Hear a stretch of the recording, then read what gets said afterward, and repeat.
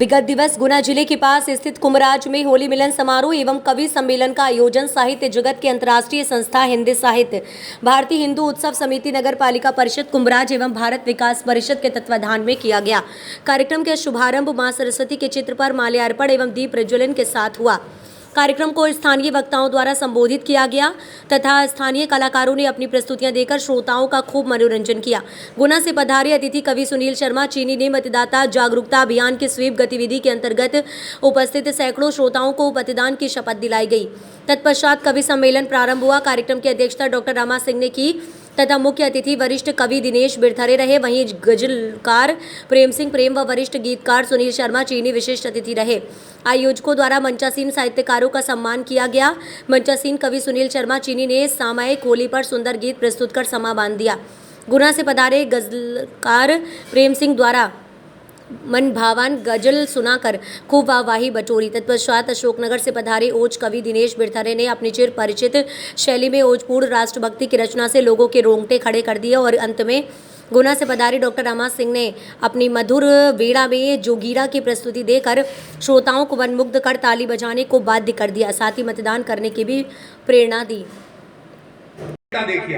यदि विचार हो जनसंहारक, यदि विचार हो जनसंहारक, सारा ज्ञान भुला देती हो। कुबरी के कई कुंभकर्ण से सत्ता छीन सुला देती हो। कुबरी के कई कुंभकर्ण से सत्ता छीन सुला देती हो।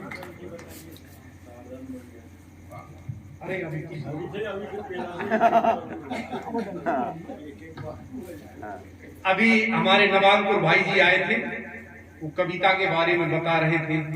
कविता हाथ से शुरू होती है। मैं व्यावसायिक कवि नहीं हूं। कविता मेरी पूजा है, कविता मेरी वंदना है, कविता मेरी आराधना है। मैं कोई व्यवसायिक कवि नहीं हूं। कविता का आप भाव समझिए, कविता के एक एक शब्द को समझिए।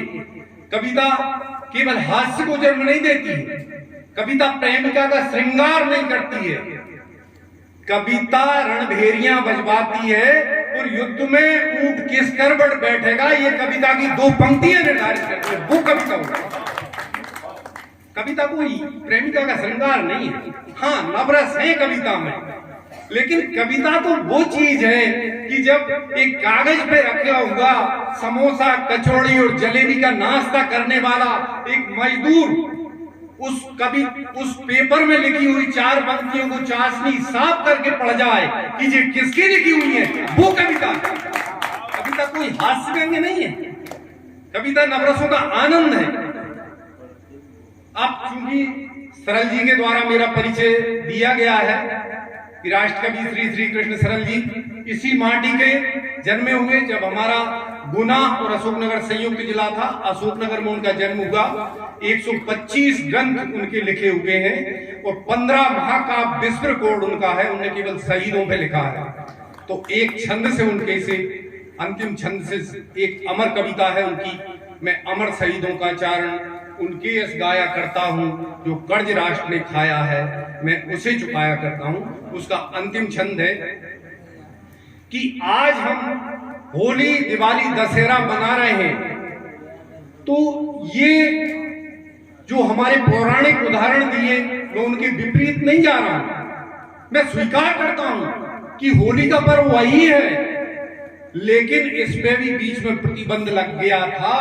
ये हम किसकी बदौलत आज मना पा रहे हैं? अगर हमारे क्रांतिकारी नहीं होते, अगर हमारे शहीद नहीं होते, अगर उन्होंने अपने जीवन का बलिदान नहीं दिया होता, तो क्या आज हम यहाँ एकत्रित होकर ये पर्व मना पाते? तो हमें शहीदों के बारे में अपने आने वाली पीढ़ी को बताना चाहिए। तो सरल जी लिखते हैं कि पूजे न शहीद गए तो फिर यह पंथ कौन अपनाएगा? तोपों के मुंह से कौन अकड़ अपनी छातियां अड़ाएगा? चूमेगा फंदे कौन? बक्स पर कौन गोलियां खाएगा? फिर कौन मौत की छाया में जीवन के रास रचाएगा? पूजे न शहीद गए तो फिर यह बीज कहां से आएगा? धरती को माता कहकर मिट्टी माथे से कौन लगाएगा? चौराहे चौराहे पर मैं ये प्रश्न उठाया करता हूँ, मैं अमर शहीदों का चारण उनके यश गाया करता हूँ, जो फर्ज राष्ट्र ने खाया है मैं उसे चुकाया करता हूँ। देखिए बंधुओं, आप और हम आपके ही बीच से मैं हूं, लेकिन पुराने जमाने में और आधुनिक युग में काफी परिवर्तन आ गया है। पहले का युग क्या था, आज हम कहां पहुंच गए, उसके लिए एक मुक्तक देखिए कि मात पिता गुरु परिजन के, पहले क्या होता था, 5-6 भाई बहन होते थे, एक ही बिस्तर में सोते थे, एक ही कंबल उड़ा देते थे, एक ही कथरी जिसको कहते थे वो बिछा देते थे। लेकिन प्रेम पहले क्या था और आज क्या है, उस पर एक मुक्तक देखिए कि मात पिता गुरु परिजन के संभाव बहुत अच्छे थे। मात पिता गुरु परिजन के संभाव बहुत अच्छे थे, था वृद्धों का सम्मान बहुत, अनुशासन प्रिय बच्चे थे। था वृद्धों का सम्मान बहुत, अनुशासन प्रिय बच्चे थे। अब हैं साधन संपन्न मगर स्वभाव कहां मिलते हैं। अब हैं साधन संपन्न मगर स्वभाव कहां मिलते हैं। हम अभाव में जीते थे तब भाव बहुत अच्छे थे, हम अभाव में जीते थे तब भाव बहुत अच्छे थे। मित्रों, मैं एक कविता से आपको जोड़ना चाहता हूं कि जो शहीद हुए, जिनकी बदौलत हमको आजादी मिली, हम सब जानते हैं कि 15 अगस्त सन 1947 को हमारा देश स्वतंत्र हुआ। लेकिन मैं एक बात से, मैं महात्मा गांधी का सम्मान करता हूं, लेकिन एक बात से मैं सहमत नहीं हूं